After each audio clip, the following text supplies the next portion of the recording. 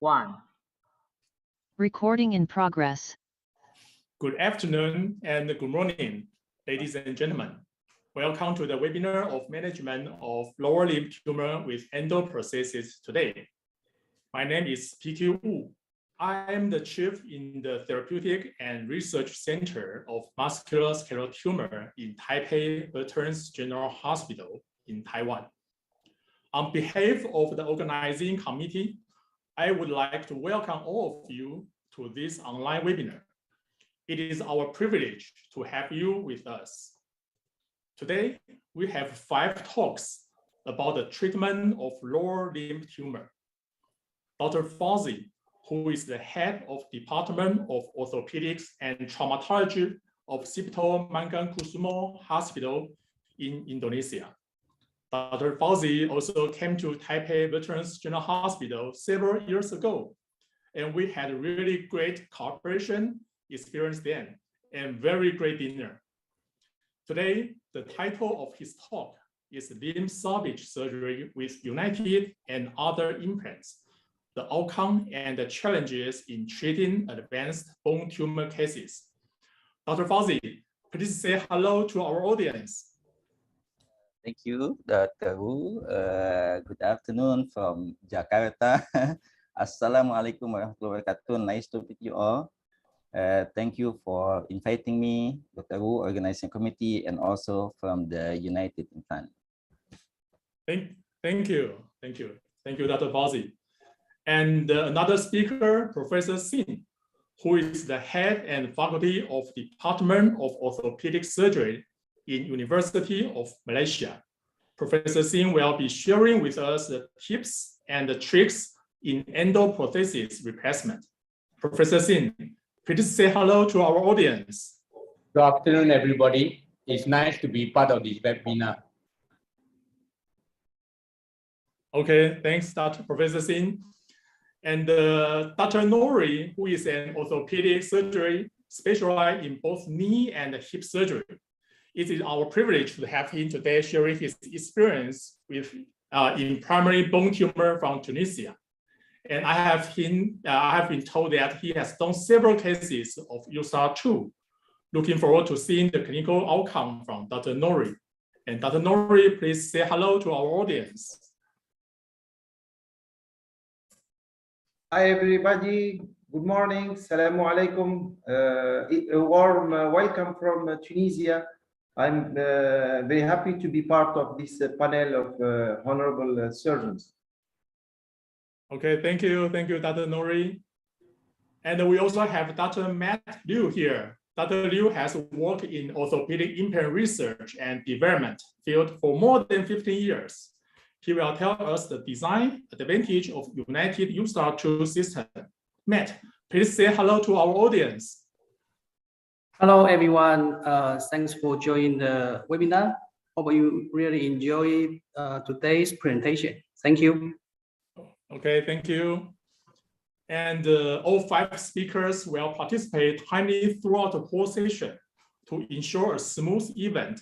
The pre-recorded speeches will be displayed, and all speakers will be ready to take questions from the audience during the panel discussion. So if you want to raise questions, please type the question in the chat room.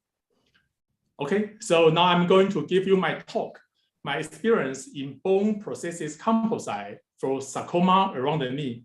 Thank you.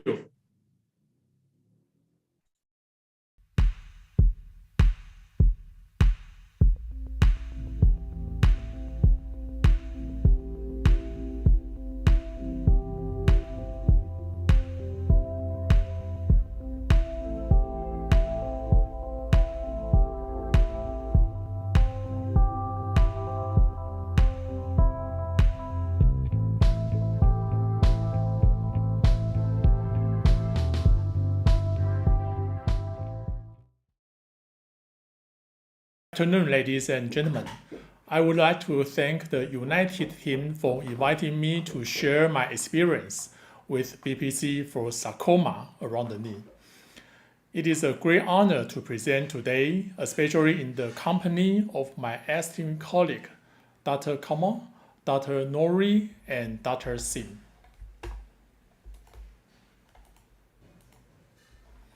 Over the past decade, we have done BPC by freezing or irradiated recycled autograft with Zimmer rotating hinge knee for sarcoma around the knee.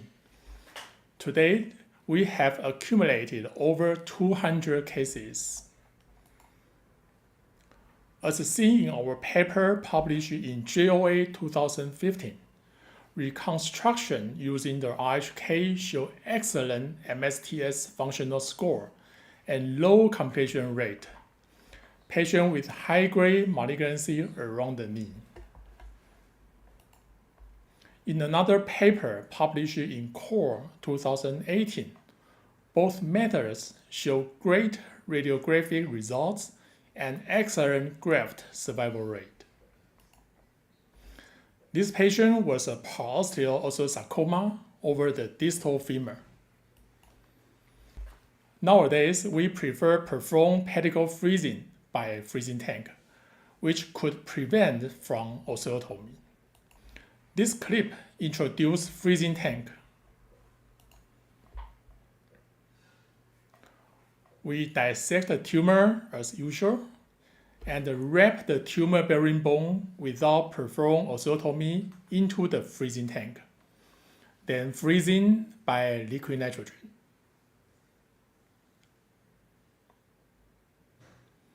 After freezing and thawing, we augment the freezing bone by osteosynthesis. So for this lady, after freezing and thawing process, we perform bone prosthetic composite with Zimmer RHK with plate augmentation. We can see after 4 days of the surgery, the patient was ambulating without assistance in the ward. At 10 days, he had already traveled to Korea, and at 4 months, she was back to premorbid status. Compared to traditional freezing methods, the patient's recovery is so quick. This method is not limited to young patients. As you can see in our 55 years old patient with the UPS of the distal femur. Again, we did pedicle freezing by freezing tank and RHK reconstruction. The patient can immediately weight bearing and regain full range of motion with no evidence of tumor recurrence at 30 years of follow-up. And so overall, from our previous experience with Zimmer RHK has provided satisfactory results. However, we have identified 2 limitations. The next 3 cases demonstrate our first concern with the Zimmer RHK, which is the size of the distal femur cut. This is the 44 years old patient with NPC with solitary bone metastasis. We can see from the MRI that is a significant metadiaphysis region has been compromised. After pedicle freezing with freezing tank, we now have to consider the type of RHK to use. If we had opted for the rotating hinge knee, it meant jeopardizing more sizable width and depth for the intercondyle cut, which may cause poor bone structure over epimetaphysis area. The case 2 presents a similar dilemma.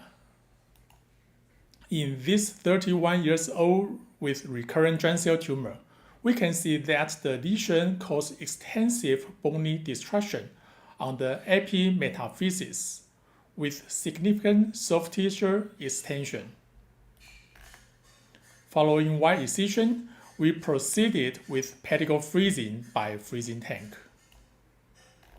But again, if we had opted to use the hinge knee system, huge bone resection by intercondyle cutting and posterior condyle cutting may jeopardize the bony structure. and the last case demonstrates similar concern during revision surgery. In this patient with distal femur osteosarcoma, the X-ray showed pathology fracture and collapse of the lateral metaphyseal area, as well as extensive osteoarticular involvement. So after pedicle freezing, we used allograft to augment the bone defect and perform ligament repair. While initial result was promising, and the knee appeared to be stable throughout range of motion during intraoperative testing. However, after 2 years of follow-up, the reconstruct ligament are failure, and the knee show instability.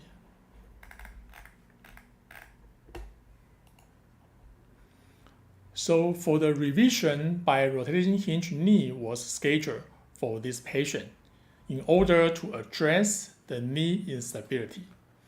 And due to the poor bone quality, the procedure of the surgery should minimize the bone loss. Some of you may ask now, how significant is the difference between the distal femur cut of the Zimmer RHK versus United USTAR system? For the Zimmer RHK, the standard width of the bone cut is 26 mm, while the depth range from the 19 to 27.5. In contrast, the USTAR 2 system preserves more bone, particularly at the intercondyle width. And this seemingly small difference of 2 to 5 millimeters can be quite significant in bone tumor surgery, especially for those poor bone stock over meta-epiphysis area. In addition, the smaller built-in hinge also means a smaller amount of bone to be resected, not just at the femur intercondyle, but also the distal condyle, posterior condyle, and tibial side. Compared to other hinge knee, USTAR 2 preserve more bone stock compared to Zimmer and Smith and Nephew. So due to the above benefit, the United RHK system were used for all 3 cases.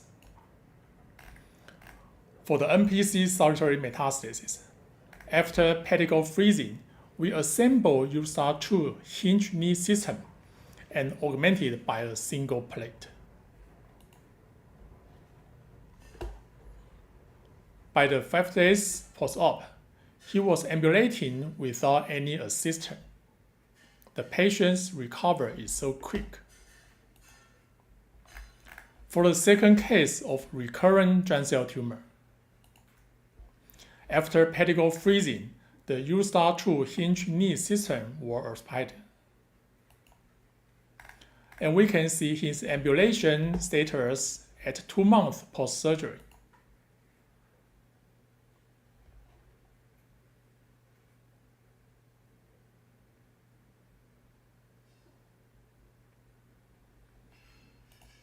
Besides, the knee range of motion is so great.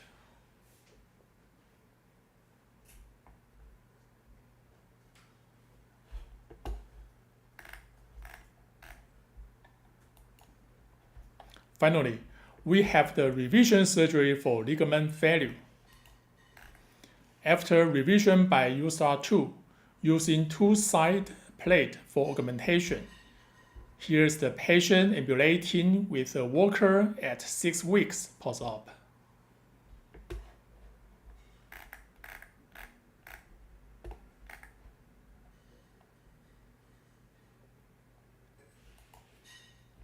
So we know United USTAR 2 provides smaller bony resection, allowing for more preservation of the native bone. And it do help for tumor surgery. And the next unmet need is related to option for the femur stem.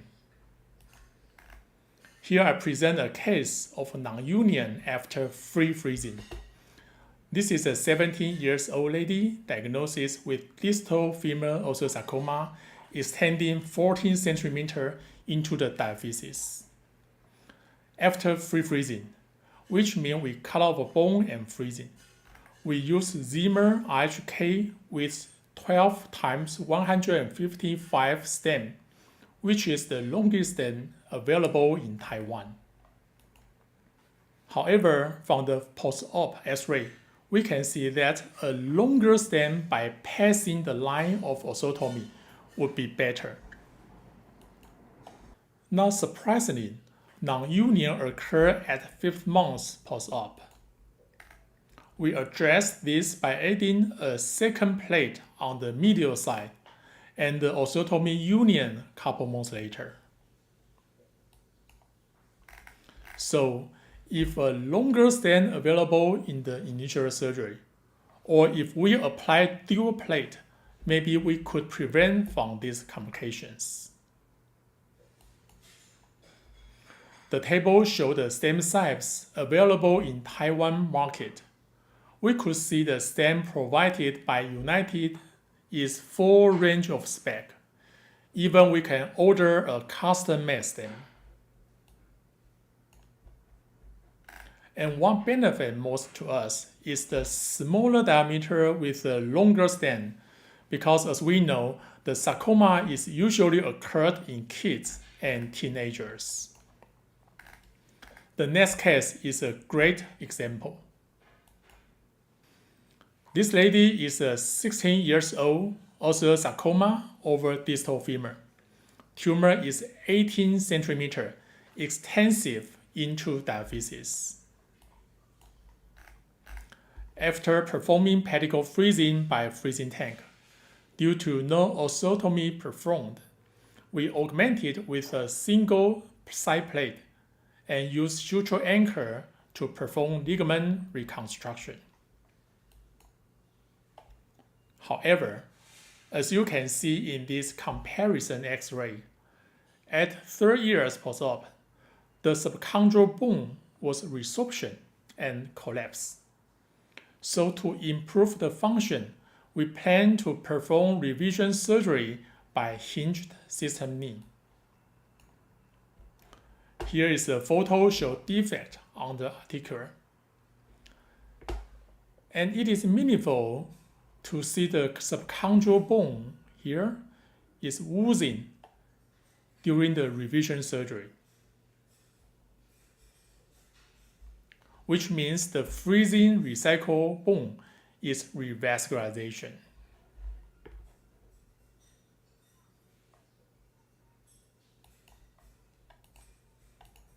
So go back to planning the revision surgery.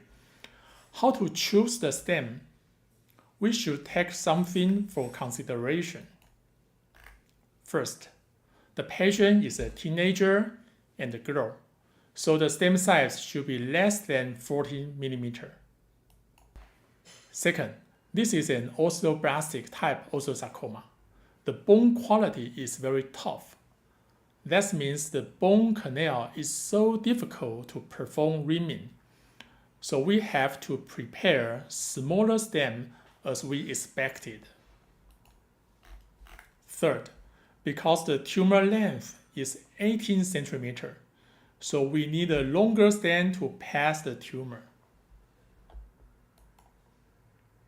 The selection of implant, including the plate and the stem, is more restricted in free freezing than in pedicle freezing due to osteotomy. Once we have osteotomy, we need more rigid fixation to gain bone union. To acquire a rigid fixation, we need a dual plate for free freezing. However, single plate should be okay enough for pedicle freezing. For free freezing, it is better to apply a longer stem to pass the osteotomy compared with pedicle freezing. Lastly, the patient's femur bone is bowing, So we need to prepare a curved stem as well. So in conclusion, before the surgery, we need to check we have all the stem we want. Small diameter, long enough, both straight and curved. Finally, we'll choose 12 times 150 millimeter curved stem for this lady. And we thanks United prepare all size the stem for us. So during the surgery, we can worry free. Finally, I want to share a case with pedicle freezing and United USTAR 2.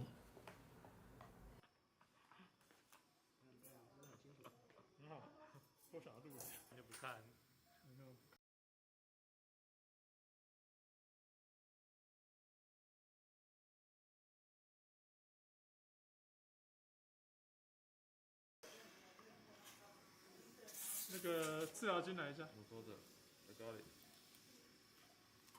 HR，我们要那个谁？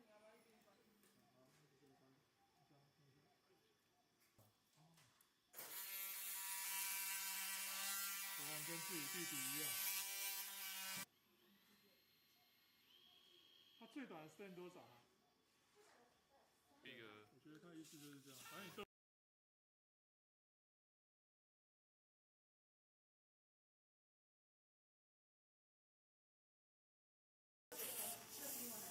Moderator 有吗？帮你给我。哦。你广东咯。照个相来。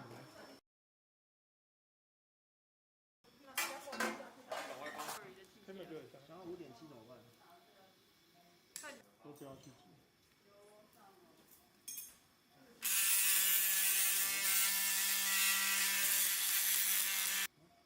刚好。对对对。打洞就可以了。好。3号来。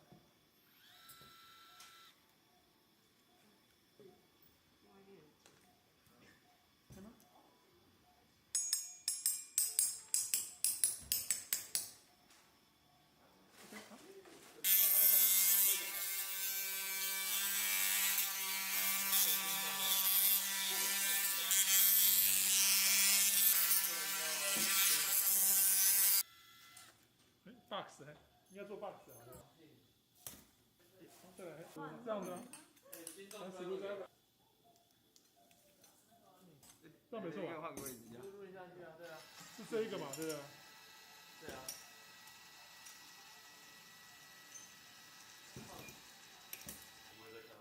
不用。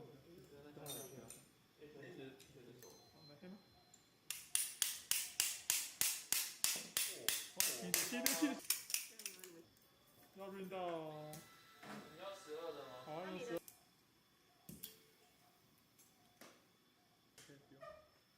好，真品上了。这个给你了。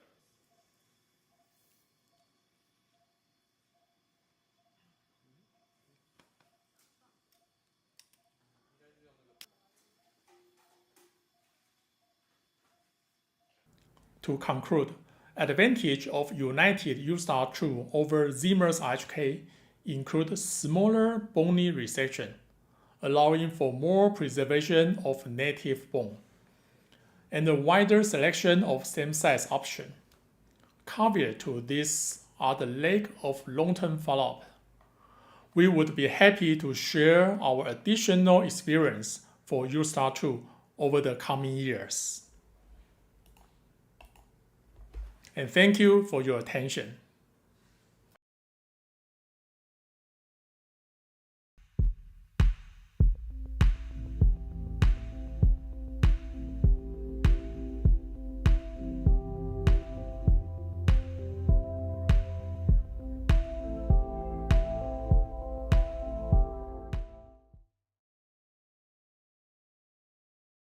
Ladies and gentlemen, Assalamualaikum warahmatullahi wabarakatuh from Indonesia. Thank you, Moderator Professor P.K. Wu, and also the organizing committee from United, Mr. Jason Lin, Mr. Thomas, to invite me to share a small experience about limb salvage surgery with the United and other implants in our hospital. This is our hospital. Cipto Mangunkusumo Hospital is located in Jakarta, top referral hospital, especially for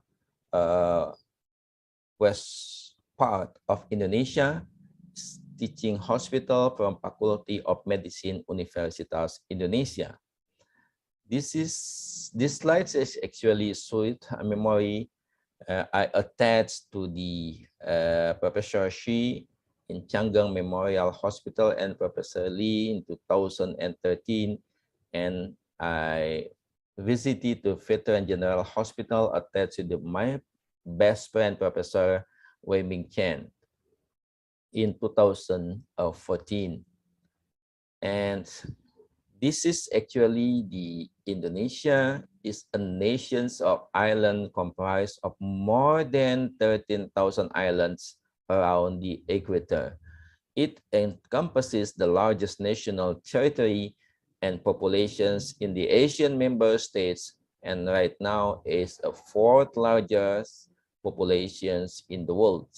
So we have the 12 faculty of medicines and also related to the teaching hospital, which has the orthopedic oncologists to give services for the musculoskeletal tumor patients from the Aceh, North Sumatra, Padang,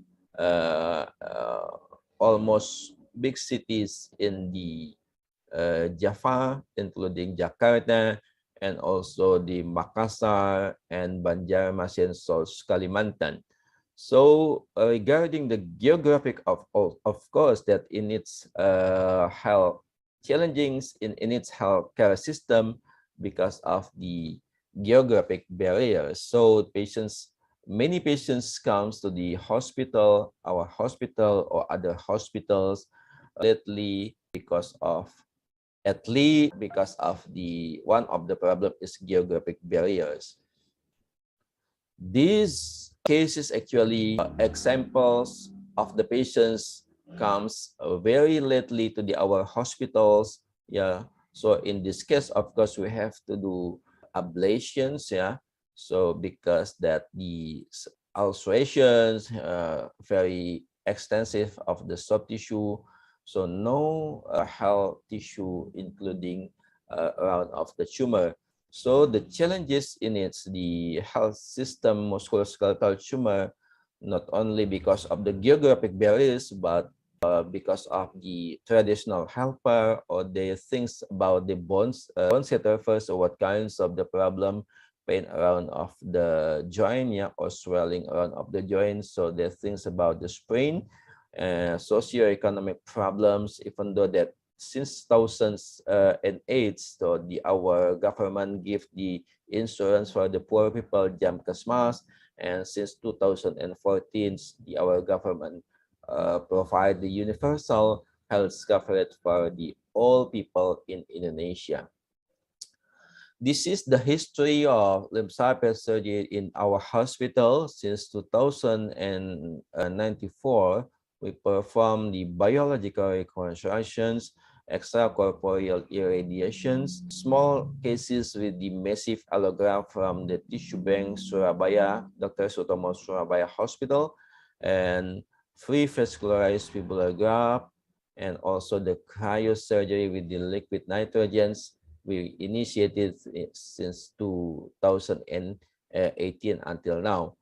2010, we performed the composite between the biological reconstruction, extracorporeal irradiations, and endoprosthesis. And 2011, the megaprosthesis was initiated, especially from the United distributors, and almost patients actually covered by the universal health coverage for free. But there is the problem in the end of 2014, so we have to look for another alternative implant.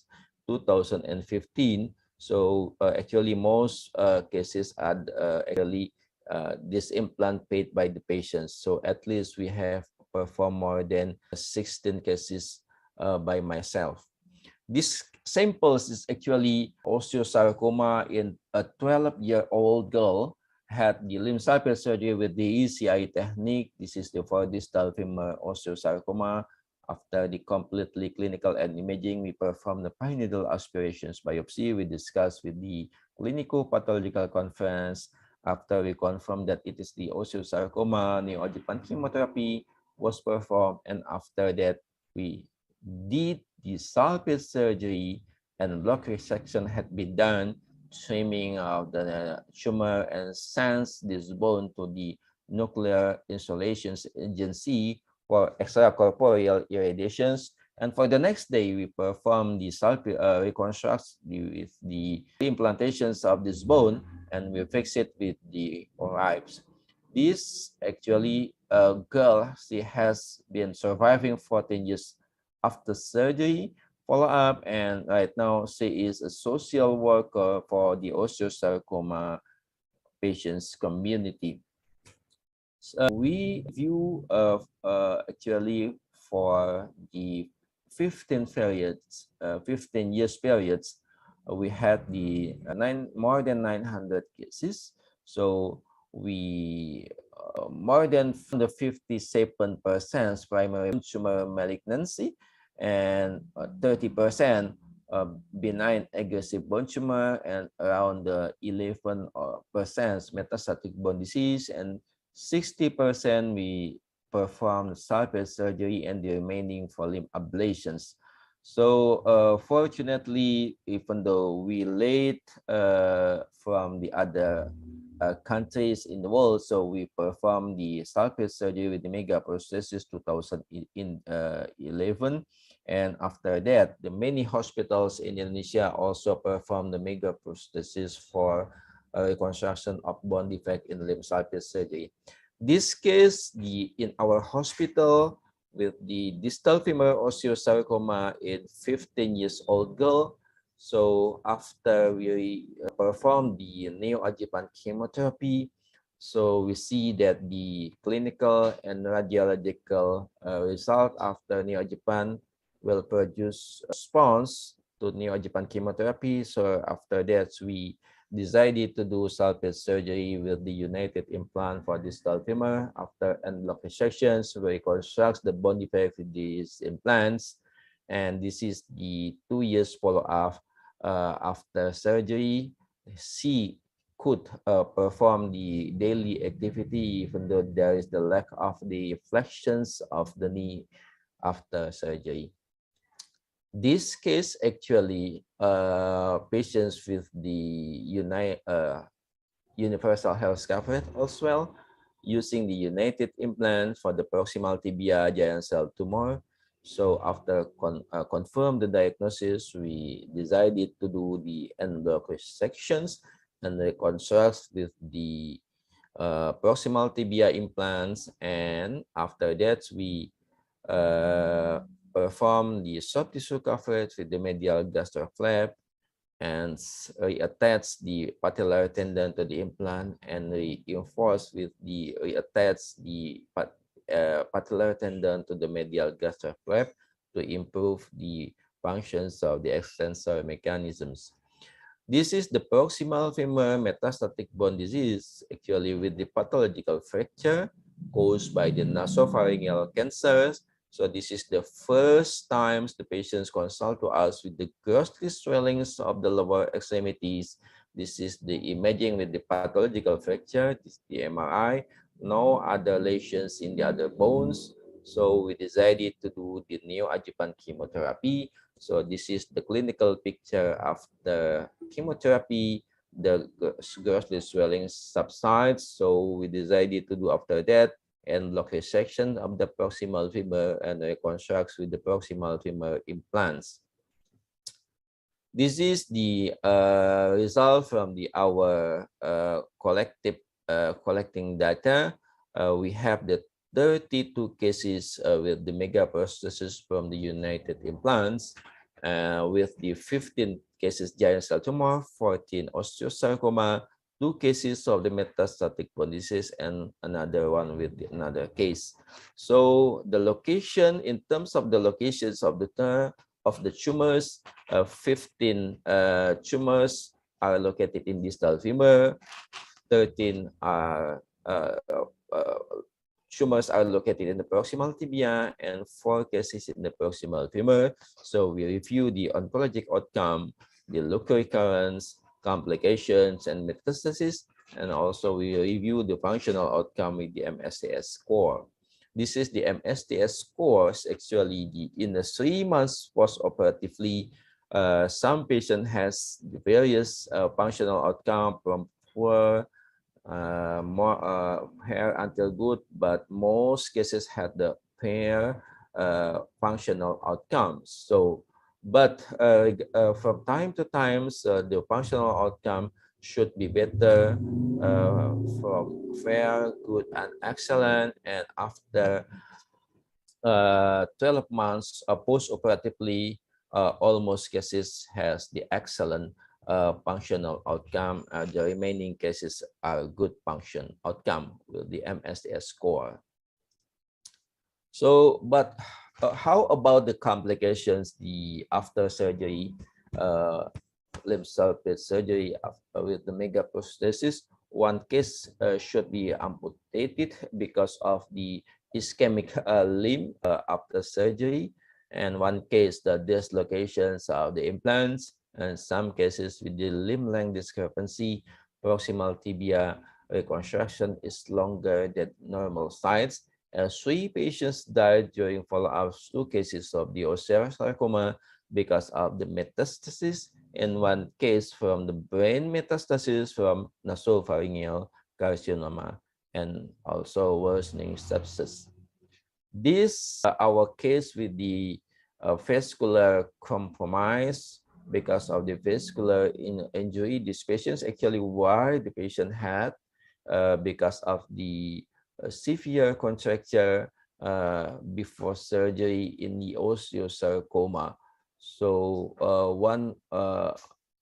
in the end, actually 1 week after surgery, so we have to do the amputation above knee because of this case. These challenging cases, another challenging cases that we have to do the AJIT, whether ablations or salvage surgery. This case is actually with the recurrent giant cell tumor after extended curative 5 years before, actually had been done by me as well. So we review the clinical and imaging. This is the imaging, and this is the clinical. This is the imaging, actually the radiographs, and we perform the CT angiography.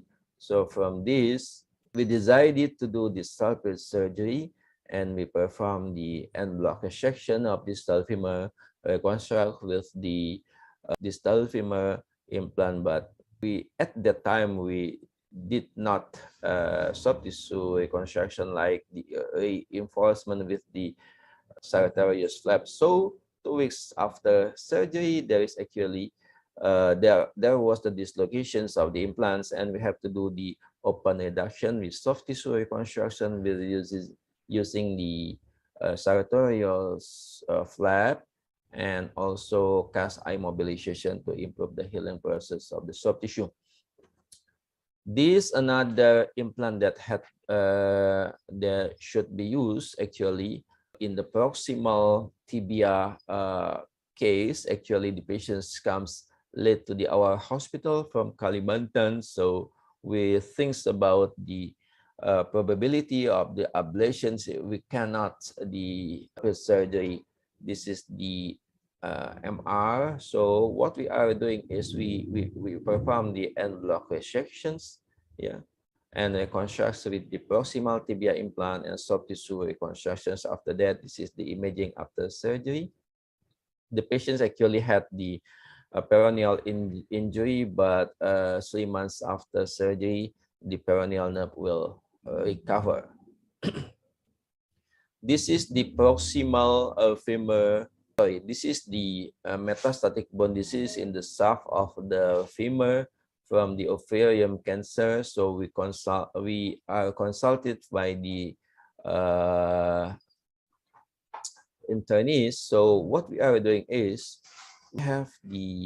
our planning is to do the end block resection in the pathological lesions, and we resect the proximal femur and transfer to distal part of the distal segment femur to achieve longer of the remaining bone.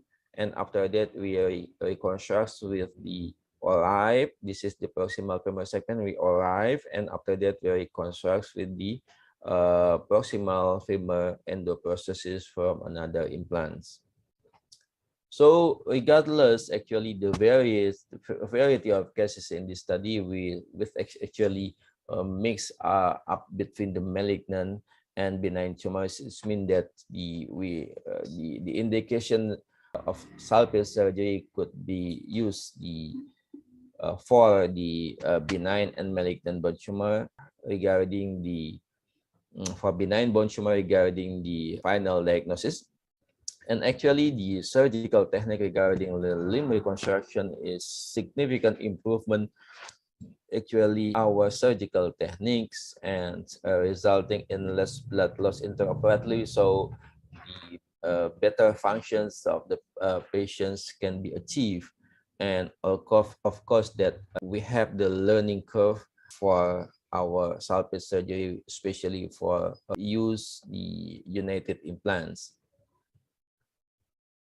So why the patients are still or lately has the functional outcome? Because in the younger age, actually, it should be psychological burden with major surgery, and they are more reluctant to move and more for tolerance to join the rehabilitation programs. And from our detailed record of surgical techniques of the extensor mechanism reconstructions, 2 of 13 cases of the proximal tibia tumor still present with the knee extension difficulties, so requiring occasional using of the extensor support, but it is actually acceptable for the patients. So we have some challenges for the musculoskeletal tumor surfaces, especially for why the patients comes more late to our hospital because of the Indonesian culture. So many patients come to us with previously they come to the traditional helper or bone setter for massage, what kinds of the problems, pains around of the joint.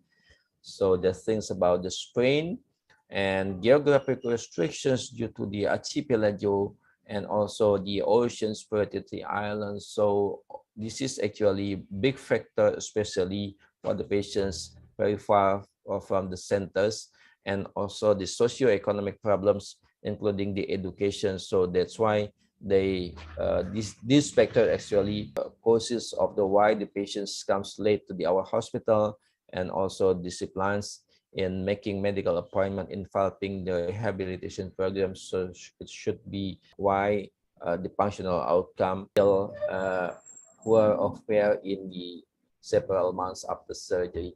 So for the summary, that we have some challenges in the healthcare musculoskeletal tumor, how to our patients comes earlier stage because of many factors.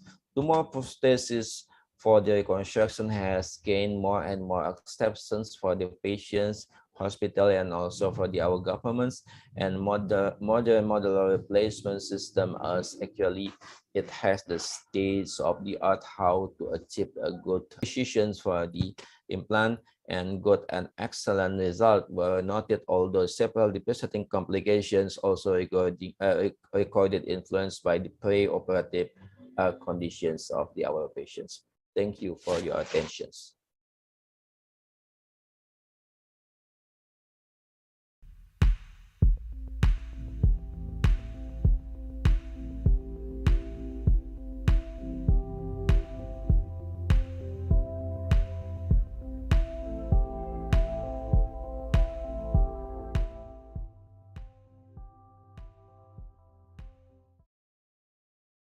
My topic for today is tips and tricks in endoprosthesis replacement. I've divided this talk into the different types of replacement. We'll start off with the proximal humerus replacement, then the proximal femur, distal femur, total femur, and finally the proximal tibia replacement. In proximal humerus replacement, we generally do a hemiarthroplasty rather than a total joint replacement. A proximal humerus endoprosthesis generally acts as a spacer. During resection of proximal humerus tumors, the joint capsule is normally sacrificed, therefore we need to reconstruct back the joint capsule. Furthermore, we need to preserve the short rotator cuff muscles, which consist of the supraspinatus, infraspinatus, teres minor, teres major, and subscapularis, which will be reconstructed back to allow secondary stability of the shoulder joint. The deltoid plays an important role in the shoulder to preserve the curvature of the shoulder, to allow abduction and flexion of the shoulder. Therefore, during dissection, we need to preserve the axillary nerve, which is the main nerve supply to the deltoid, and majority of the bulk of the deltoid. Biopsies that are done for the proximal humerus are normally done through the anterior fibers of the deltoid, and this biopsy tract is excised during the actual resection via the deltopectoral approach. This slide shows the proximal humerus that has been resected and the proximal humerus endoprosthesis. The items that we use for reconstruction consist of the polypropylene tube that is marketed by Implancast, which is known as the Tevira tube, and non-absorbable 2O Ethibond sutures. The Tevira tube is shaped like a stocking and is cut into two halves as shown in the video.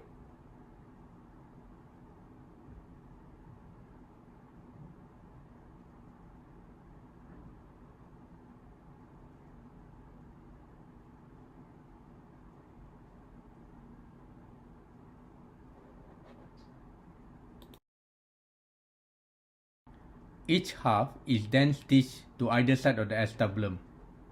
As you can see in the video, after stitching, the construct is stable.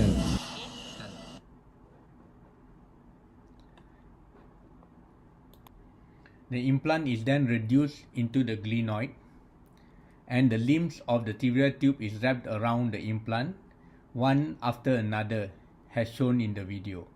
This allows a more accurate reduction of the humeral implant into the glenoid and allows a more secure reconstruction of the pseudo-joint capsule.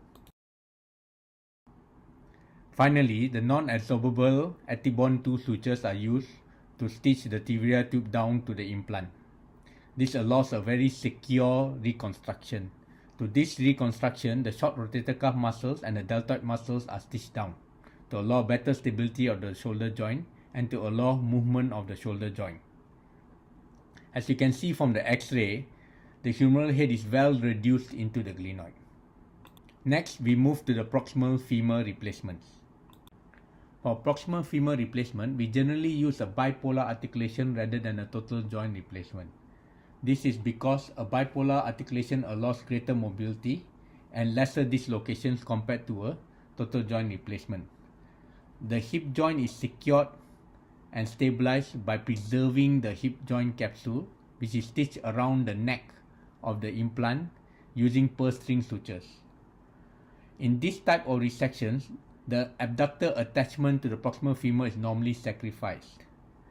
There has been numerous attempts to stitch down the abductor mechanism down to the implant, but this usually will fail once the patient starts weight bearing and starts walking. There are some centers that use mesh to surround the implant and stitch the muscles down to the mesh, but this is generally not done in our center, as we believe the use of mesh will only lead to increased chance of infection. In cases where the hip joint capsule needs to be sacrificed, as it may be involved in the tumor, we usually do a total joint replacement by using constraint cups, and these constraint cups are the ones that provide stability to the new hip joint.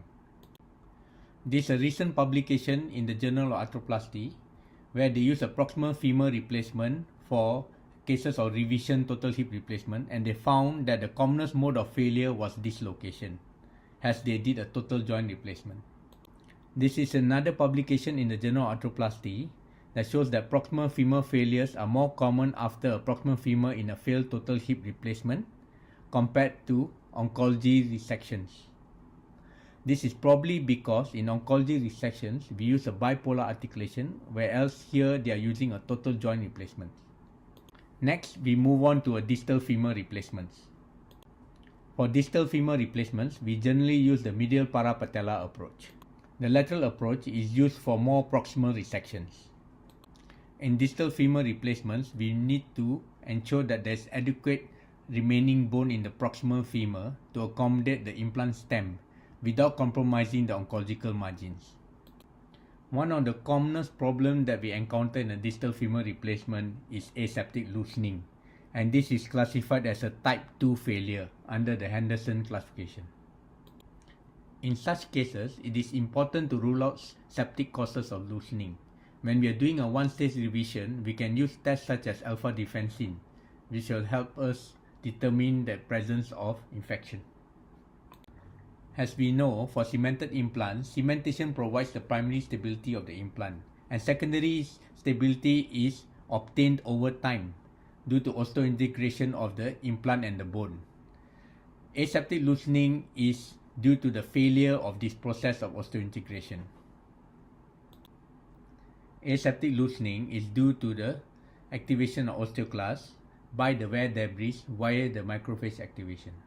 Aseptic loosening can be prevented by promoting better osseointegration between the bone implant junction by using hydroxyapatite collars, porous coated collars, by inserting bone graft at this junction, by inserting a periosteal sleeve over the implant bone junction, or sometimes by using a side plate that allows better stability of the construct. Next, we move on to a total femur replacement. The principles of doing a total femur replacement is a combination of a proximal femur and a distal femur replacement. As we are replacing two joints, both the hip and knee joint, a more constrained implant at the knee is preferred to allow better stability of the limb. The standard approach used for total femur replacement is usually the lateral approach. Finally, we come to the proximal tibia replacements. The two common challenges encountered in a proximal tibia replacement are 1. Reconstruction of the extensor mechanism.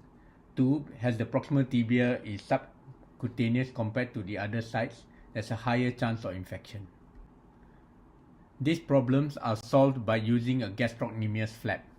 The gastrocnemius flap is used to reconstruct back the extensor mechanism and also to cover the implant to allow lesser chance of infection.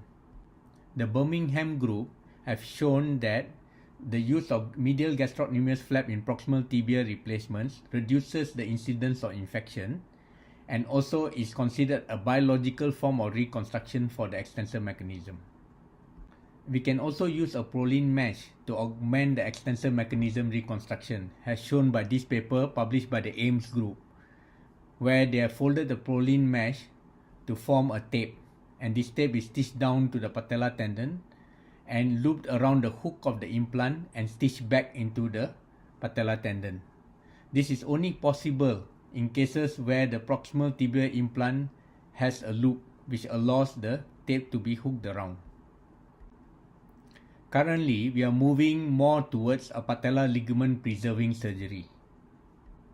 This technique is only possible in cases where the anterior compartment of the tibia is spared. In this technique, the patella ligament is dissected in continuity with the deep fascia and the muscles of the anterior compartment of the tibia. As noted earlier, this is only possible if the anterior compartment of the tibia is not involved by the tumor. Finally, the extensor mechanism, which is in continuity, is anchored down to the implant. I would like to conclude my talk by showing you the fibrous capsule. This is the pseudocapsule that forms around the implant. It is essential to remove this capsule during cases of revision endoprosthesis to allow full range of motion. Thank you for your attention.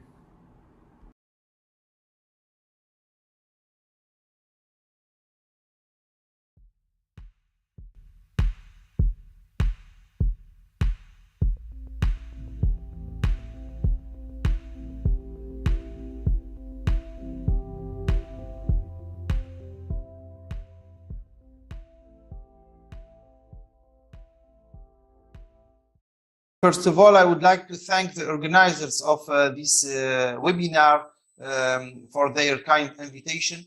I'm going to talk about 3 cases of primary bone tumors that were managed using USTAR 2 implants. I will focus on the challenges and the difficulties that we have met during the management of these tumors.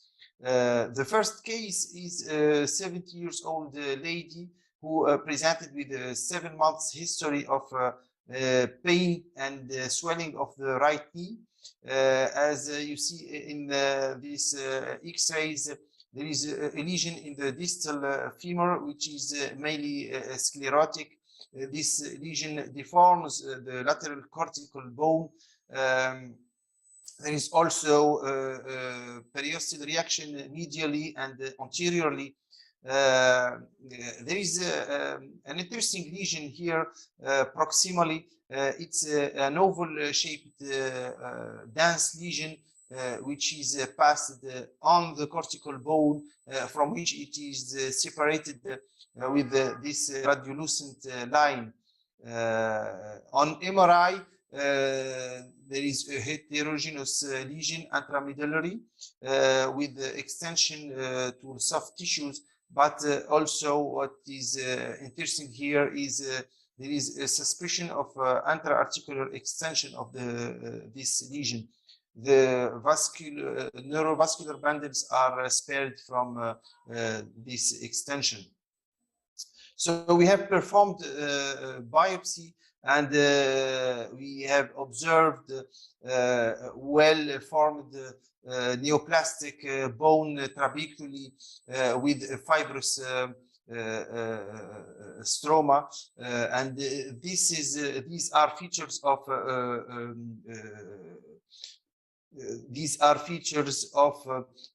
low-grade osteosarcoma. So in summary, we have a low-grade osteosarcoma of the distal femur with the suspicion of articular involvement.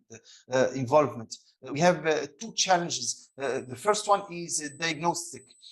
So which kind of osteosarcoma is this?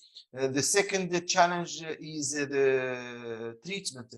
Should we perform intra-articular resection or extra-articular resection of this tumor, taking in account this suspected intra-articular extension? And secondly, should we use chemotherapy or not for this kind of osteosarcoma? The differential diagnosis of this lesion of this low-grade osteosarcoma are fibrous dysplasia, but here the lesion is frankly malignant.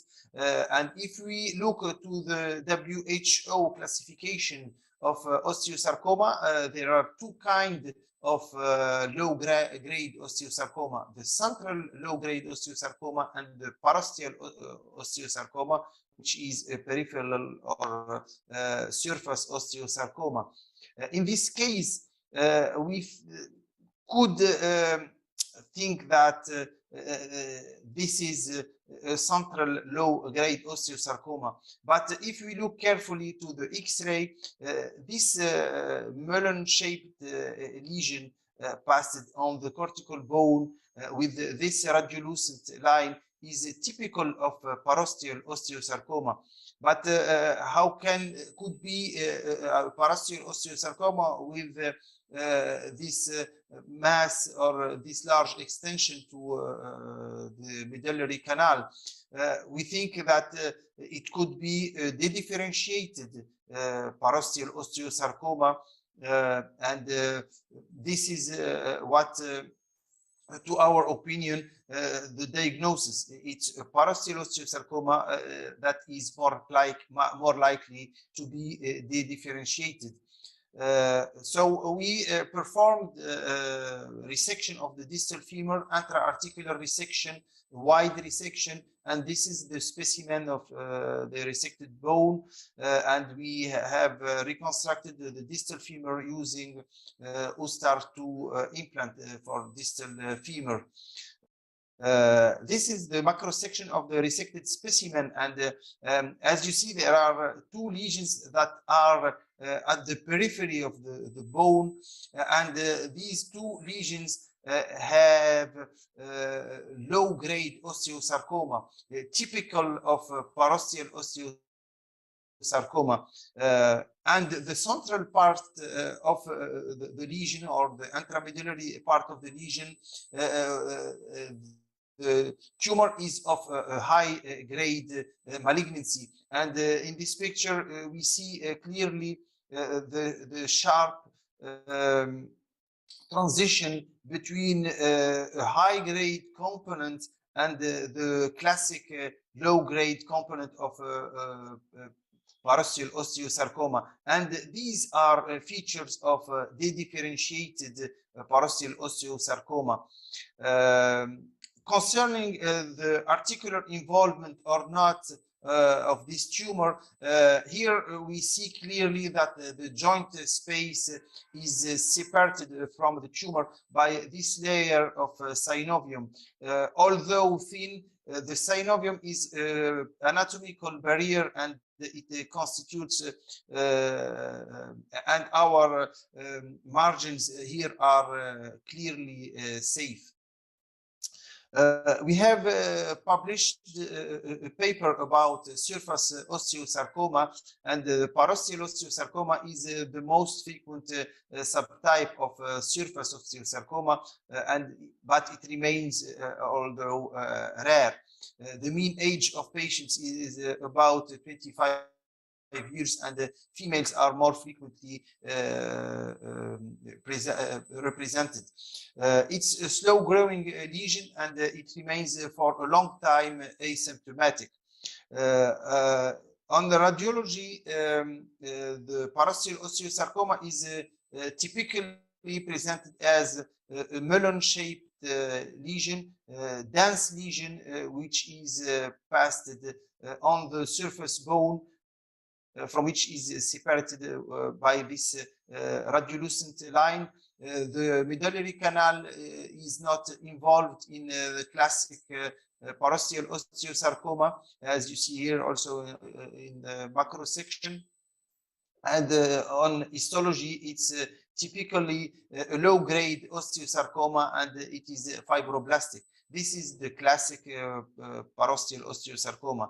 Sometimes the classic parosteal osteosarcoma progresses in malignancy, and this invasion of the medullary canal, and in these cases we have to suspect dedifferentiation, and in dedifferentiation we have both components, the high grade one and the low grade one. The treatment of parosteal osteosarcoma, regardless the differentiation of the cell tumors, is based on surgery, and we have to perform wide resection as a goal. Some authors recommend chemotherapy as adjuvant only in the differentiated parosteal osteosarcoma. The second point to discuss in this case is the joint involvement in bone sarcoma, which is one of the most challenging points to assess before tumor resection. In 2009, we have presented during the ISOLS meeting a study about the reliability of MRI in the assessment of joint involvement in bone sarcoma around the knee, and the results were that sensitivity is 100%. However, the specificity of MRI in detecting joint involvement is about 41% only. So if we rely on MRI for joint involvement, we will do 60% of unnecessary extra-articular resections, which are technically more difficult to perform and with a poorer functional result. The second case is a 37 years old lady who was referred to us for a local recurrence of a giant cell tumor of the distal femur, which was treated 2 years before by curettage and bone cement. And this is the X-ray at presentation, and you see the osteolysis of the distal femur, but this huge mass in soft tissue extending posteriorly. So to our opinion, at this stage, there is no longer any indication for conservative treatment, and the resection is mandatory.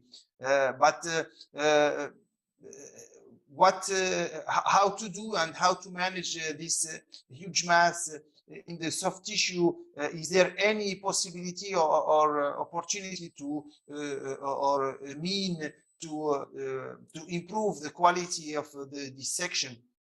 So for this patient, we used the denosumab for 6 months, and we have observed a well reossification of the lesion. This is the X-ray at 3 months, and this is the X-ray at the end of the courses. And you see the excellent reossification of the distal femur, which allowed an easy dissection and resection.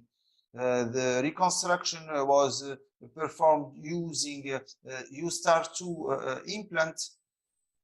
And for discussion, so as you know, local recurrence in giant cell tumor can be as high as 50% of the cases. So it's the most difficult challenge that we face when we treat a giant cell tumor. And unfortunately, all adjuvants used and described in the literature failed to prove any efficacy to decrease this high rate of local recurrences. More recently, the denosumab has showed encouraging results. As you know, the giant cell tumor, which is an osteoclast-like cell, is activated by a cytokine released by the osteoblast, which is the rank ligand. And this activation of the giant cell tumors lead to bone resorption. Denosumab, as the suffix mab indicates, is a monoclonal antibody, and it will bind to the rank ligand and avoid the activation of the giant cells, so it inhibits bone turnover. So is it a miraculous treatment for giant cell tumor? We have used the denosumab for another patient who had a lesion in the distal femur, and we have performed curettage and denosumab for 6 months, and we have observed an excellent reossification and healing of the lesion. However, 6 months after we stopped the denosumab, there was a local recurrence. So this rebound effect is widely reported in the literature. Erani from the Rizzoli Institute published a paper about the use of denosumab after curettage of bone tumors, and he concluded that the denosumab may increase the risk of local recurrences in patients with giant cell tumors of bone treated with the curettage. The denosumab is recommended only if a resection is planned. But if we are going to do an intralesional curettage, we shouldn't use denosumab. The third case is also about local recurrence of a giant cell tumor of the proximal tibia, treated here also by curettage and bone cement. And in this case, we have performed a wide resection of the proximal tibia. And what is specific of the proximal tibia, or particular for proximal tibial resection, here is the reconstruction using a USTAR 2 implant. As I said, what is particular to resection of the distal tibial, that we interrupt the continuity of the extensor mechanism.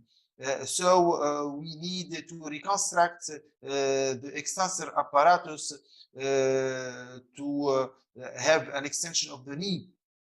And in this case, we use a flap, the medial gastrocnemius flap.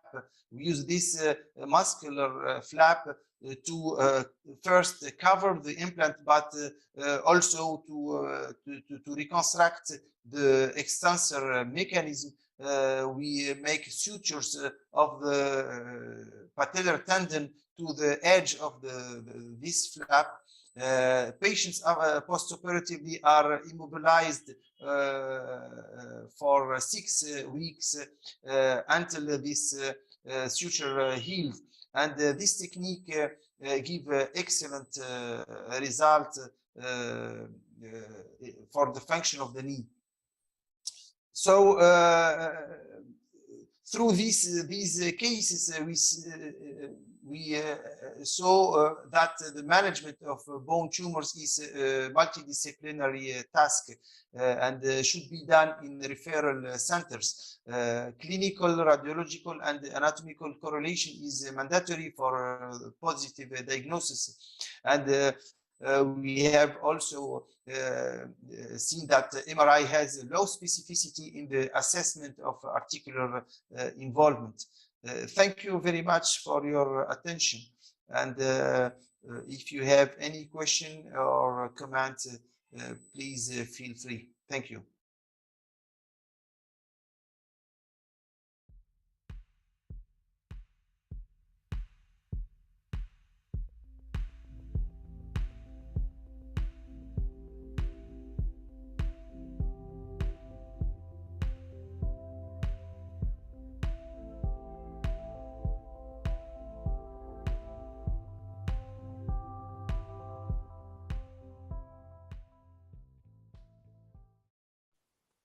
Hi everyone, thank you for joining the webinar.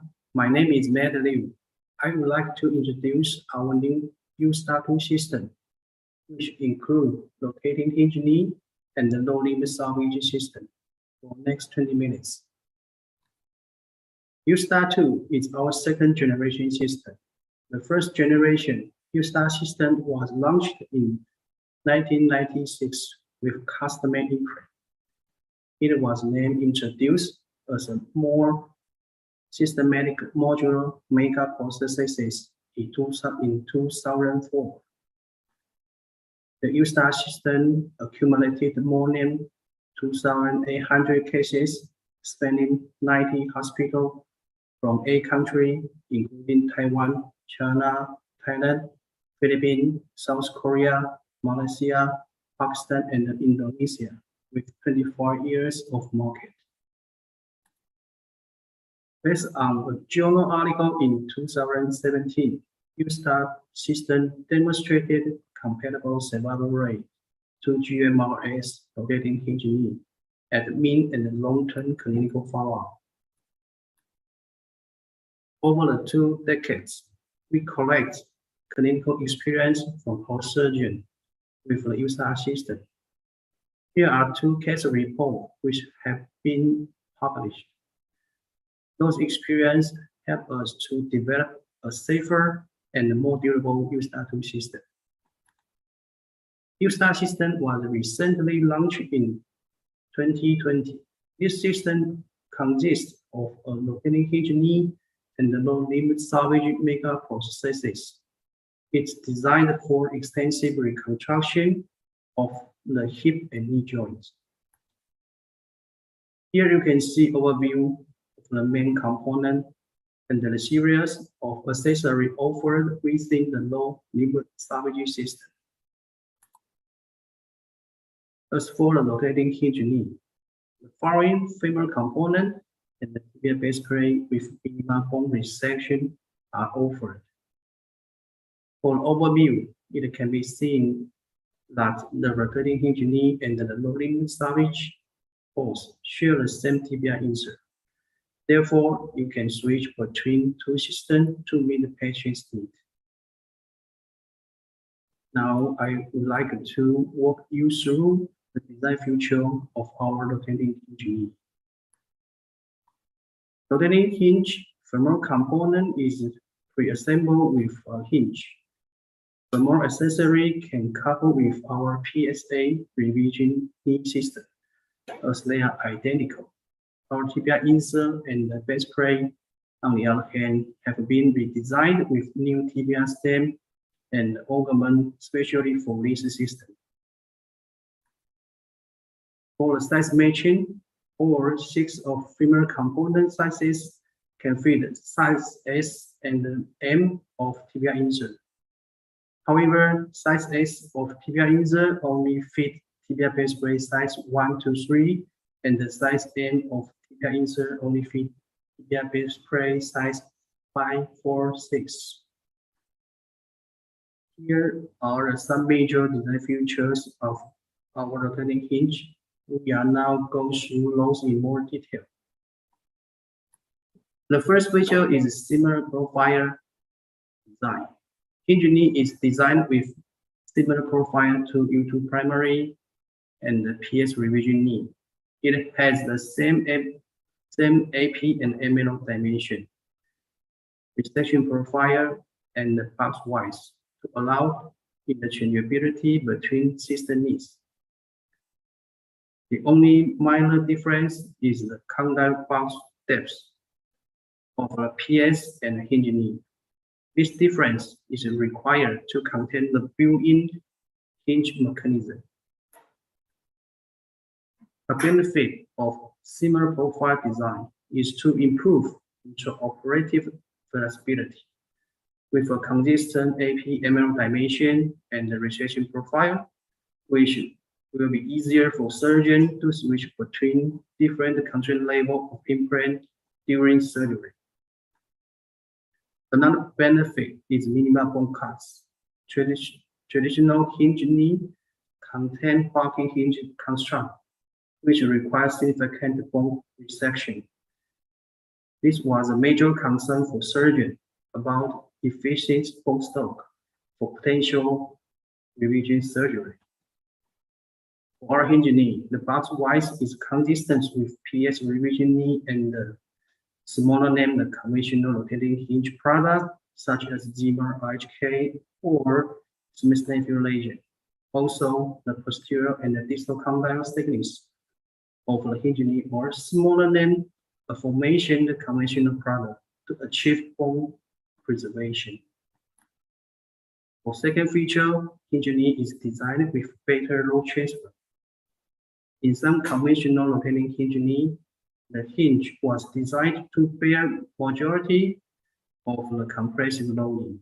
According to a literature review, value of rotating hinge mechanism need to replace hinge bushing up to 12% at a mean of 13 years follow-up.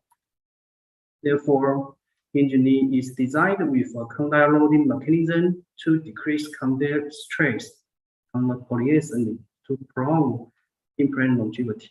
In addition, as a consideration of wear reduction, high-cross-link polyethylene is chosen as substrate for the tibia insert and the hinge bushing. A finite element study was conducted in accordance with ISO regulation to study the hinge knee condyle loading mechanism and its ability to transfer load efficiently during gait cycle. In our study, the results demonstrated that hinge structure does not interfere with actual load transfer.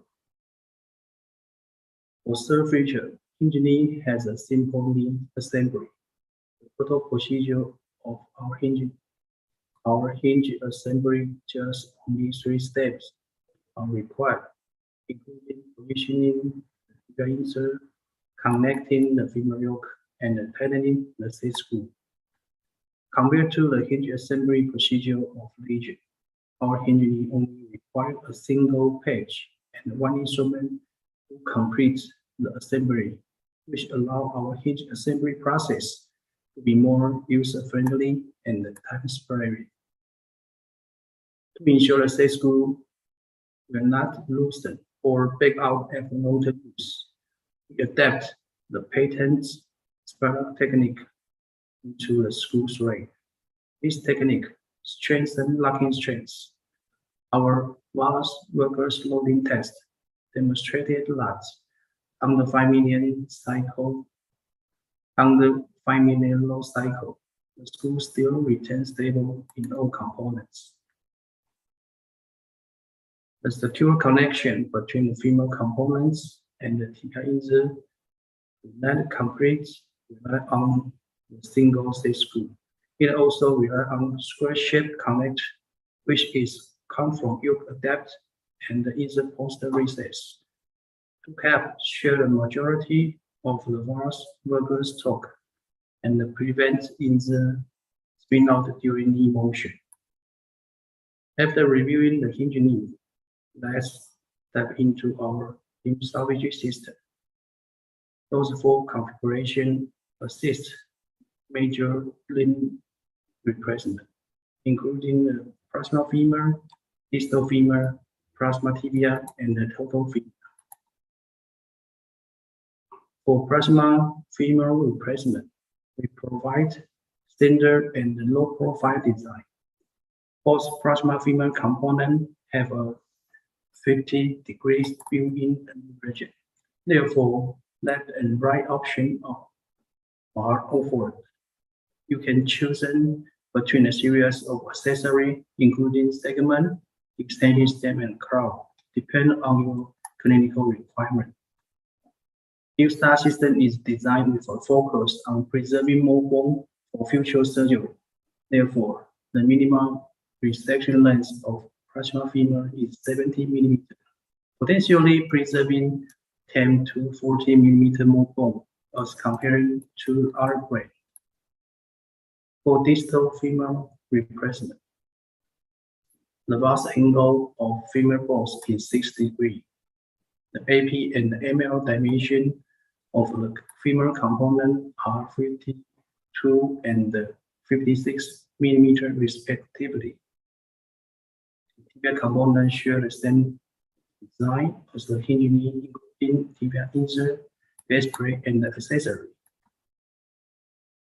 The minimum resection length of distal femur is 61 mm, which again is relatively lesser compared to our brain. Also, the minimum thickness of the tibia component is 12 mm to preserve more bone than LPS and the GMRS system. If you desire to have a total femur replacement, you can combine the proximal and the distal femur components with an 80 mm bridge and segment. As for tibia, it also shares the same design as the hinge.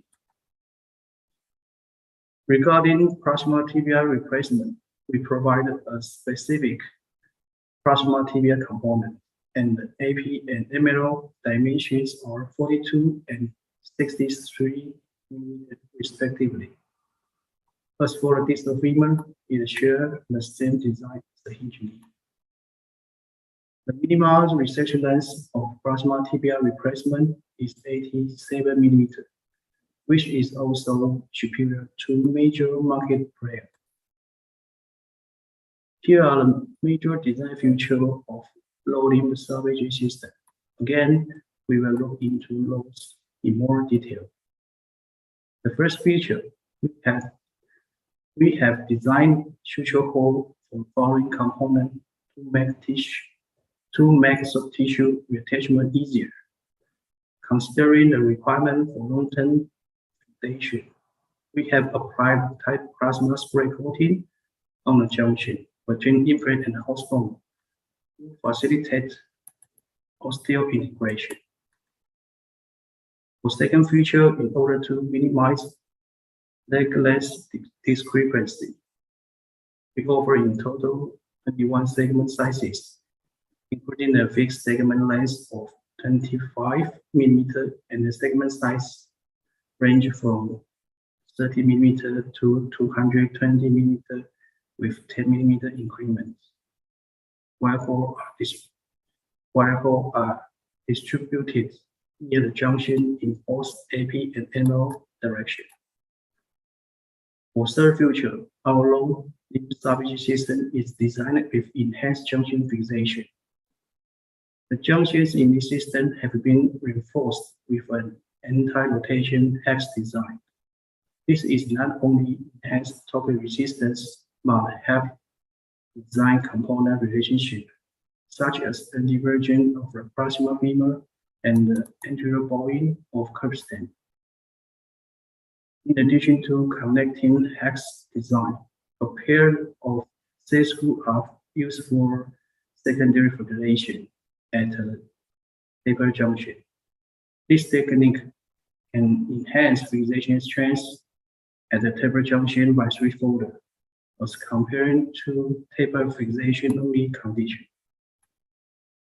For fourth feature, we will look at each stem separately. For many stems, we offer non-coated and standard design. Non-coated stems have a shorter extramedullary length for ulnar bone resection. Standard cemented stem is designed with titanium plasma spray near the junction to allow bone bridging with bone graft. In order to stem fracture, all stems are forged with copper alloy and have a yield strength twice that of USTAR cemented stem. Based on good clinical outcome with cementless stem in our USTAR system, we continue to offer full-coated cementless stem in USTAR 2 system. Because the cementless system is difficult to remove after implantation, therefore, we do not suggest to apply this implant to a patient with high risk of infection. Here is an overview of our spec table for stem, including straight and curved design. For stem lengths, we offer 100, 125, and 150 mm option for our cemented stem, and 150 and 200 mm option for our cementless stem. As for the stem diameter, only the cemented stem has a 9 mm option, while both the cemented and the cementless stem have a 11, 13, 15, and 17 option. For small or pediatric patients, USTAR 2 system offer an extra small size implant, and this is a special design system. Its femur component and the base frame are not compatible with a standard accessory. In addition, this system only offers a 12 mm tibia insert option. As for instrumentation, USTAR 2 system have in total 17 instrument tray, which can be tailored to address individual product and operation requirement. In addition, we have a choice of either a single or double data tray to meet the requirement of hospital or customer. To conclude, with the addition of our USTAR 2 system into United product portfolio, you can now have a more comprehensive total knee solution to meet your patient's need. Thank you. Hi, everyone.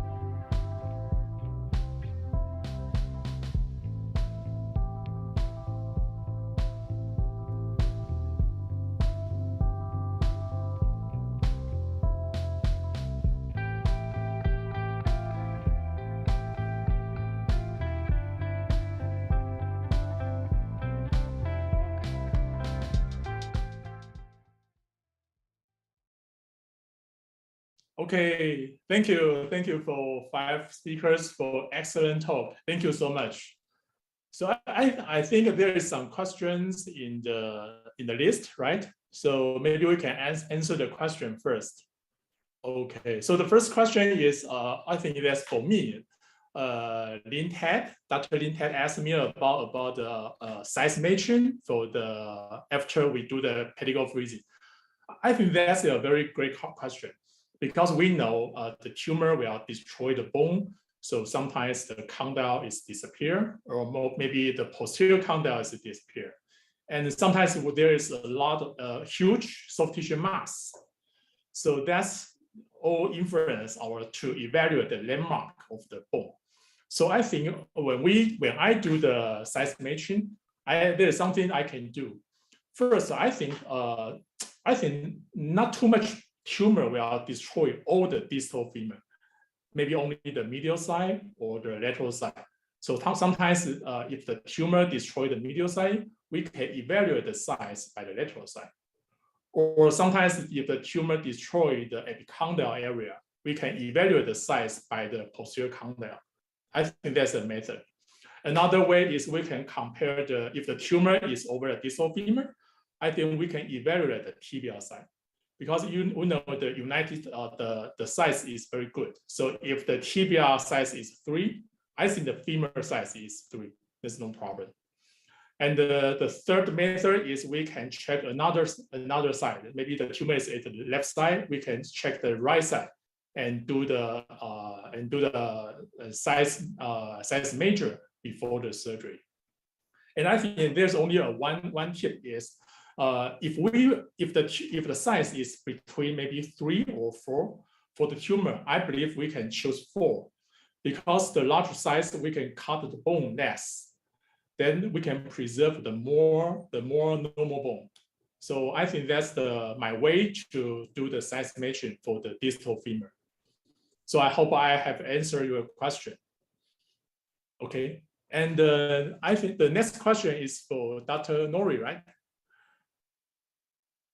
Dr. Nouri, Dr. Basu Kimi want to ask you about how do you evaluate the intra-articular involvement of the tumor. So could you answer that? Thank you. Actually, it's very difficult to answer this question because we don't know the rules. Usually, MRI shows intra-articular invasion, and if we don't have a joint effusion clinically, we usually go for intra-articular resection. There is no rules, as I said, and we trust more than the experience, which is the lowest level of evidence-based medicine. There are no evidence-based for that.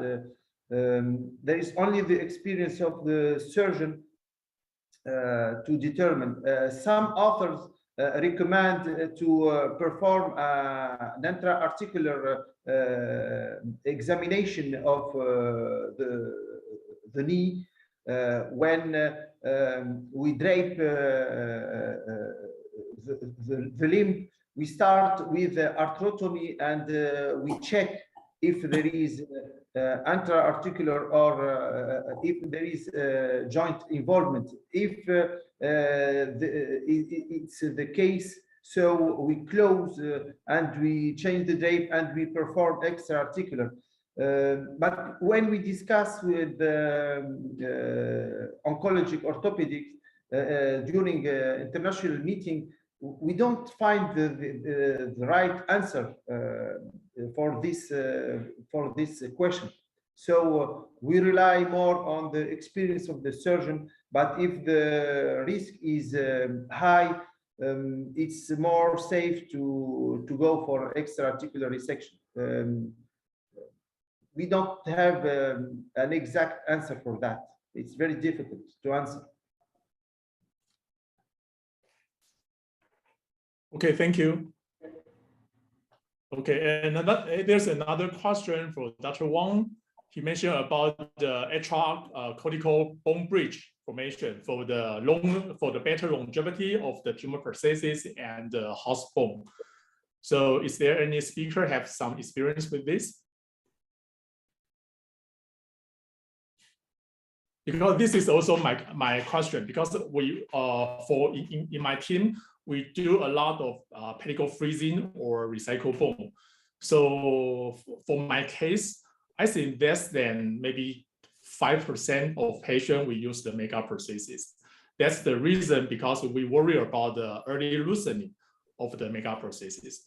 So in my team, when the patient is maybe younger than 17 years old, or they have a better outcome, we are routinely use the pedicle freezing, use the biological reconstruction. So I know there's some new design from USTAR 2 that have some coating in the stem, right? And it could cause the better bone bridging. So Dr. Matt, do you want to answer this question?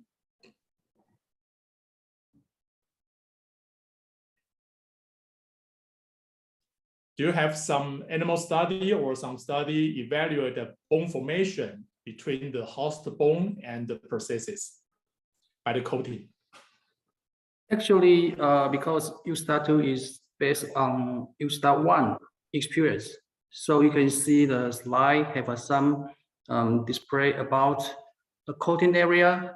If you do the bone bridge here, and you can see the bone formation maybe the 3 or 4 years later.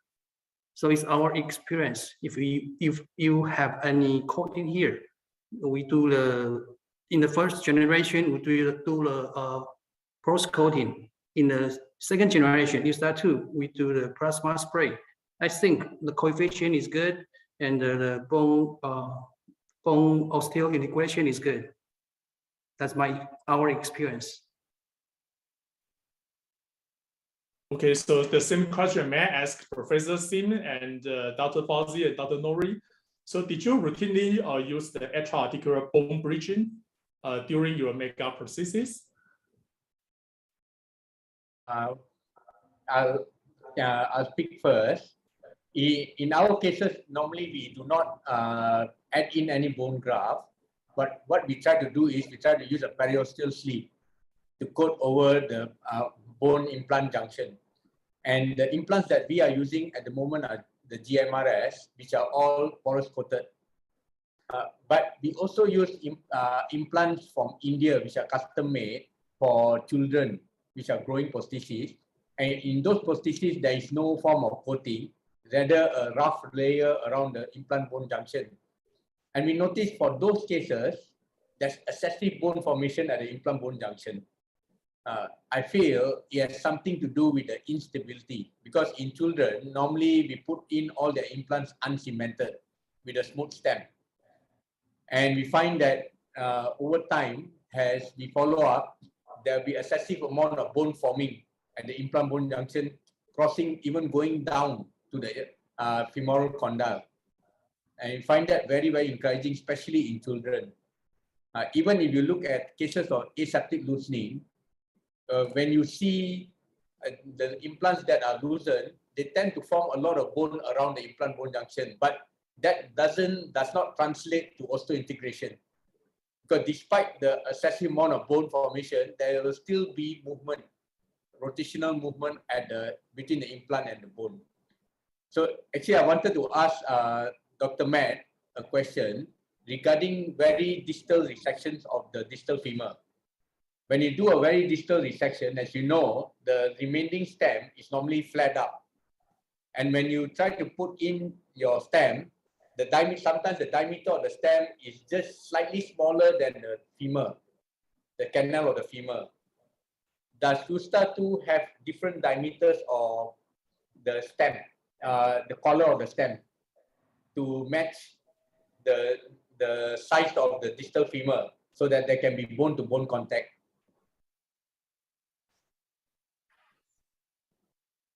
Okay, actually our stem diameter in the proximal side is proportional by size, but sometimes it's smaller than the canal.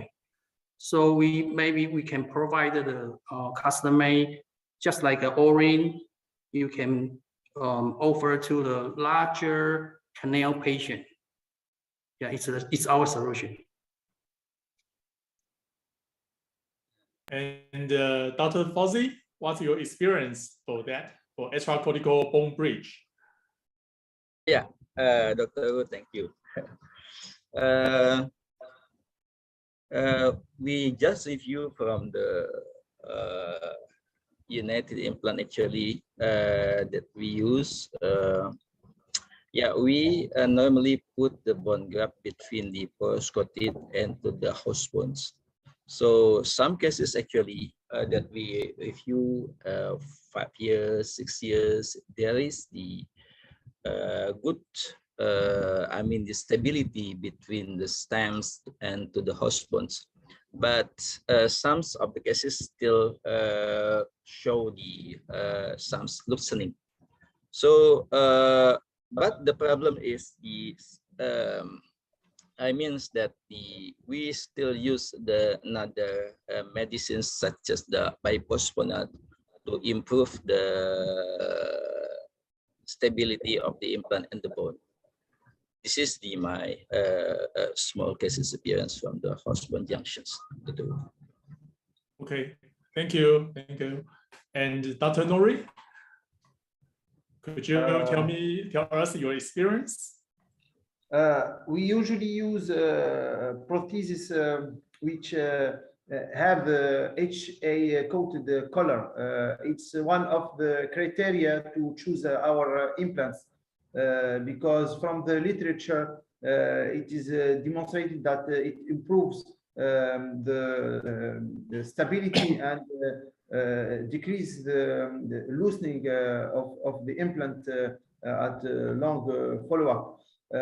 But we have never used the periosteum flap because in this case we have to resect more bone from the safe bone because the limit of our osteotomy should be at 2 centimeters from the tumor, and we have to resect the periosteum as well. So if we need to leave flap from the periosteum, we have to resect 1 centimeter more from the cortical bone to have 1 centimeter of periosteum flap. So I don't have the experience to save the periosteum flap because I will cut more bone. But for the HA coated color, it's a major criteria for choosing the implant. Okay, thank you. And another question from Professor Casey Wang again. Casey Wang asked us how to choose for the cemented or uncemented stem for the makeup prosthesis. So maybe I can answer first. But for me, I don't use the makeup prosthesis. I use the BPC. So you know, for our bone is recycled bone is freezing or irradiation. So in the past, I always use the cemented stem for the recycled bone. But recent months, because we do the pedicle freezing, and sometimes we found the bone start to oozing after thawing. That means before freezing, the canal is connect with the recycled bone and the host bone. And because we do not do any osteotomy, so after thawing, the bone is revascular very quickly. So some cases we try to use the cementless stem for young kids, because you know in the past we do some case for the cemented, for maybe long stem cemented for kids. But if we met some problem like fracture, like infection, I think that's a mess. That's difficult to handle that. So currently we start to try some cases. If we think the vessel is recovered quickly, so we start to try to use the cementless stem. And how about the result? I don't know. Maybe we got to follow for a couple years, and then we want to have a report to you. So any speaker could answer Casey Wang the question, what kind of stent you choose, cemented or cementless, and why? And Professor Singh? In Malaysia, we do not have the option of using cementless stems because none of the implant companies bring in cementless stems. So we have to use cemented here. Okay, Dr. Fauzi? Yeah, until now, like the Professor Vivek mentions that we always use these cemented stems for all cases, but I think even though with the cemented stems, some cases achieve more than 10 years follow-up without any loosening. But I mean, this is for the adult patients, Professor Wu. But I think there are some cases that we have,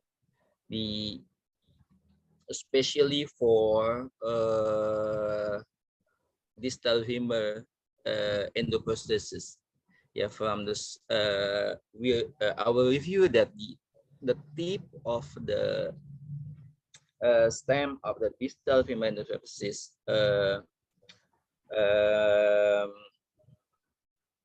hit of the anterior cortex of the femur. So in several years of follow-up, so it will produce the pain of this case. Yeah, I think this is the problem that we discussed with the Thomas from United. So to improve the designs of the stems, number one is designs of maybe the locations of the stem in the center of the United implant for distal femur, or use the design curves. I am happy that right now the United have the longer stem and also the curved stems of the distal femur and also the cementless options. Dr. Wu, this is. Okay, and Dr. Fauzi, I want to tell you a secret. Yes. Even you can custom made. If you want a longer stem or a thinner stem, you can ask Matt. Maybe they can send you a custom made implant stem for you. Matt, is that okay? Okay. Yeah, of course, of course. Okay. And okay, Dr. NOURI, how about your experience for the stem choose? From the literature, there is no evidence about the superiority of cemented or uncemented stems.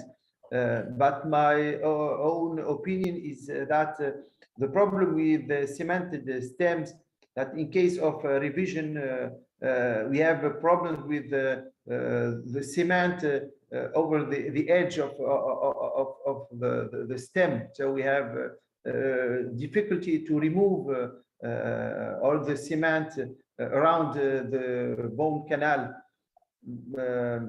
But this is my own opinion. From the literature, no difference. Okay, thank you. I believe Professor Casey Wang is a very, very, very experienced surgeon for the tumor. So I think Casey Wang should have his answer. So I think this is a very important topic. So maybe United Company or maybe you need to invite Casey Wang to have a speech for us and teach us how to choose the prosthesis and how to choose the stent. I think that would be very grateful for our audience. Okay. Okay. So if no any question, I think we have covered everything on the list. And if no one has anything else to add, then I think I will wrap this up. So again, I want to yes. Sorry, yes. May I ask to Dr. Metz? Yes, please. So some cases that we had, I do not know actually the new generations from the United company, because normally we use the implant from United until 2000 and in the end of 2014. So I do not know the new generation, especially for distal femur. I saw the presentations from Dr. Max Liu that there is new designs for distal femur. So the problems in the previous generations, actually the thick of the condyle of the femur is too thick. I mean, sorry, this is for the proximal tibia. So if we cut 2 more, so I think this is the produce the bone loss for distal femur.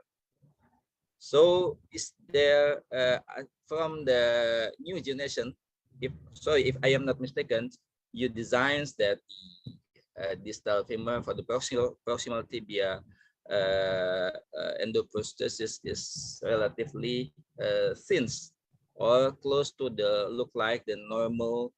I mean the thickness is normal of the total knee replacements. So isn't it, Dr. Matt? Maybe your comment for my questions.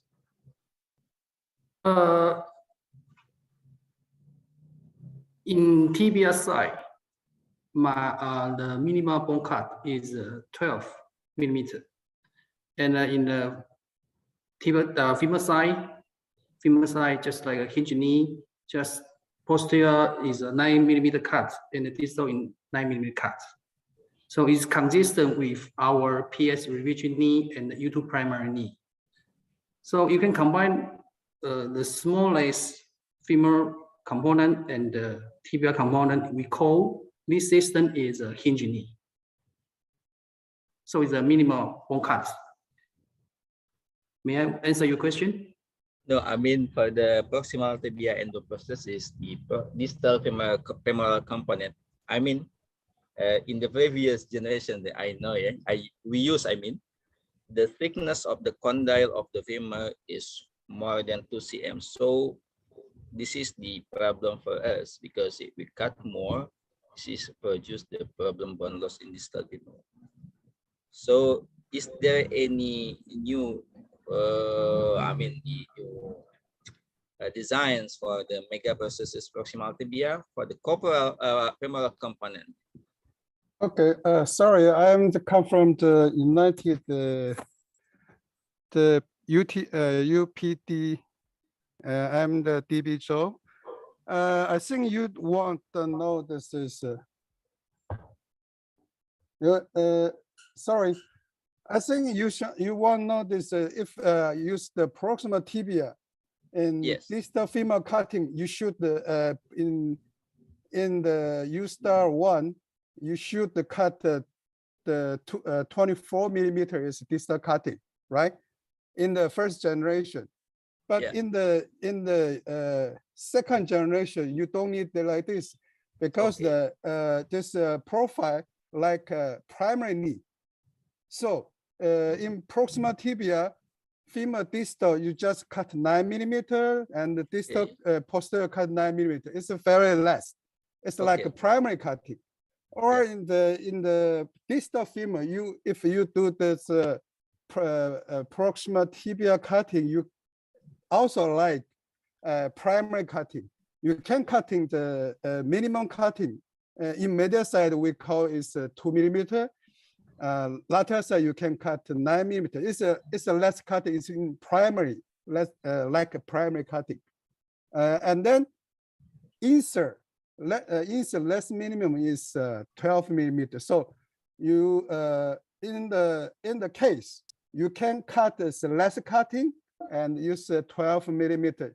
In Taiwan, in Dr. Professor Wu also like this. So we cutting is primary cutting, but you can use a 12 millimeter insert, no problem. In our case, we almost in this 2 years already finished the 500 case. It's like this to use, it's no problem. But if you want use a cutting as 12 millimeter, also it's no problem. It's all work. So we in the instrument we have a 9 millimeter cutting, or you can choose a 12 millimeter cutting. Don't worry, we all have the issue in our instrument. Thank you. Can I ask a question? Thank you so much. Yes, in the first generation, when we went in for revision to change the bushings, we were told that the bushings are not available as separate items. So for these cases, we had to replace the entire distal femur, because in your first generation, the bushings come intact with the distal femur. For your second generation, are the bushings packed separately, so that when we go in for revision for bushings, we can just change the bushings without changing the distal femur component. Okay, our answer this is okay. Bushing and the hinge, and in first generation is a hinge locking in the femur. You should change the hinge with the bushing, the tibial bearing side.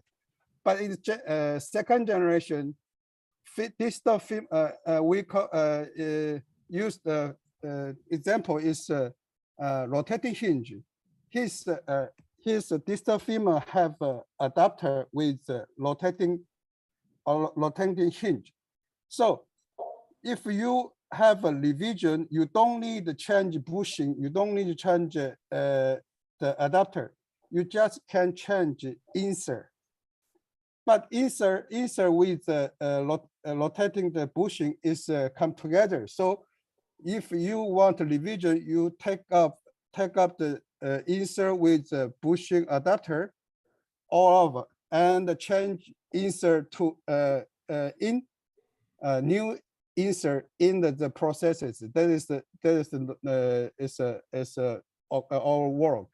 So example, if you before you use a second generation is a 12 millimeter insert, but he will you should change. Maybe it should more thicker the insert. You can take up the insert with the bushing and change the new one in the processes. That's all. You don't need to change all this component or the tibial component.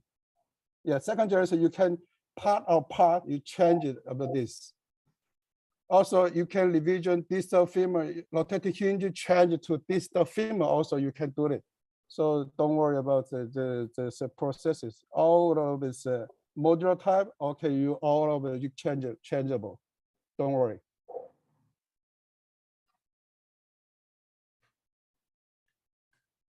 Then, Professor Wu, just a quick question before you go. You showed us the freezing tube. Is it something commercially available or is something only available to yourself? Oh, that medical device is available in Taiwan. So Taiwan now have some, I think Taiwan there's some license. But I think if that is, maybe we can try to use it in other countries.